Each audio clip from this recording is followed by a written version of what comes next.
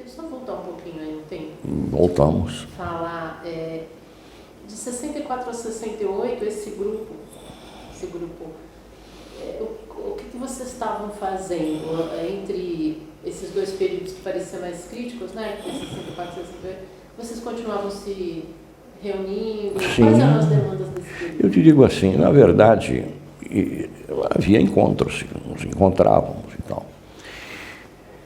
Ditadura, como eu disse, se nos primeiros tempos a gente achava que era uma quartelada, nós levamos provavelmente uns 2 anos para entender que não era. Nós nunca tínhamos ouvido falar em doutrina da segurança nacional. E quando a gente começa a entender o que se tratava, né? E de que este exílio não seria tão breve como a gente imaginava lá no princípio, e nesse período, até 68, nós tínhamos, assim, dava muita mão de obra a gente cuidar da própria segurança, da tua segurança. Um cuidado extremo. E esse dia eu estava contando para umas jovens aqui, porque o jovem não tem nenhuma informação. Às vezes nós estávamos reunidos, 4, 5, 10 pessoas, mas tinham lá que a gente não tinha muita confiança. De repente, quando ia aparecer algum assunto que não deveria ser conversado, na presença dessa pessoa, se dizia assim: que horas são? E era o sinal para... Veja que até numa reunião, se olha, mas não confiamos muito nessa pessoa. Então, que horas são? O assunto morria ali, se trocava de assunto naturalmente. Entendeu? Então nós gastávamos muita mão de obra cuidando cada um de si mesmo.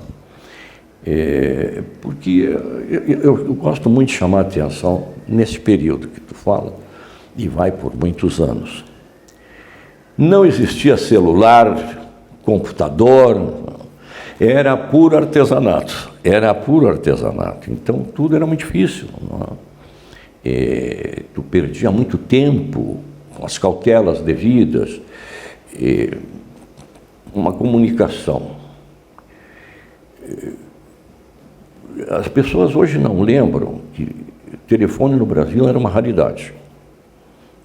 Tu compravas um telefone, não era assim.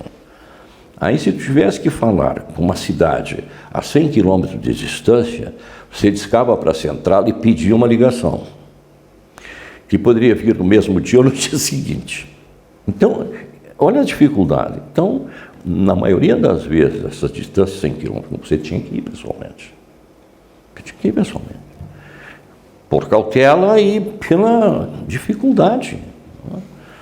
Então, esse momento de 64, nos primeiros dias, que é refugiar pessoas, ajudá-los. E a gente conhecia o caminho, mas tinha pouca prática. E há um período em que, na verdade, a gente fica muito estudando o que estava acontecendo, analisando o que estava acontecendo. E eventualmente aparecia alguém que precisava sair. Mas 68 não. E eu diria assim, 68 e 69. E eu lembro que em novembro de 69, com a queda do Frei Beto, para nós foi assim, uma tragédia. Queria que você falasse um pouquinho sobre a queda do Frei Beto. Você era amigo dele? Eu o conhecia. Nós, nessa época, a gente tinha muitas cautelas. Eu te narro o episódio porque, para mim, ficou assim, marcado profundamente.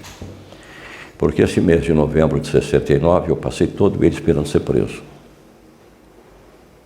Porque eu tive que botar a cabeça para fora para tirar da prisão meus amigos, meus companheiros. havia uma casa paroquial, dou o nome, Paróquia de Santa Cecília, em que o vigário era muito próximo a mim, era muito meu amigo. E nessa casa nós escondíamos pessoas, nesse trajeto, indo para o Uruguai. E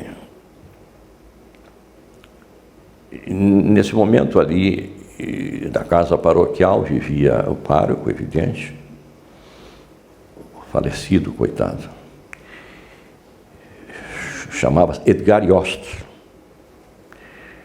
como disse meu amigo. E havia 2 outros padres, um padre alemão que falava pouquíssimo português, quase nada de português, e um outro que recém tinha vindo da Europa, onde foi fazer um curso, mestrado. Bem, com a queda do Frei Beto, isto tudo é exposto, e as 2 últimas pessoas que usaram esse caminho, um era a então esposa do Vladimir Palmeiro, não lembro o nome dela.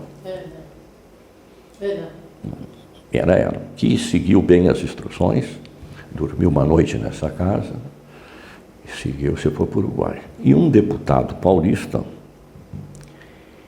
que não seguiu as instruções, e foi capturado em Santana do Livramento, e foi Senimar, a ação foi do Senimar, e fez o caminho inverso, porque todo o trajeto era compartimentado. Tu não sabia o seguinte, nós daqui eu não sabia quem era o seguinte, havia uma sinalização e pronto, não sei o nome das pessoas. Mas eu espero também que fizeram o caminho inverso. Bom, e este camarada acabou, na porta da casa paroquial tinha aquela ventaninha com aquelas gradezinhas, então algemado, e o outro lado da algema naquele ferrinho da porta. Eu não esqueço porque ficou com o pulso ferido e ficou uma lista de sangue na porta. Isso era umas 4 da tarde, quando me chamam, dizendo, olha, vigário, todo mundo preso. E eram meus amigos, meus parceiros, meus companheiros. Então eu tive que entrar em ação.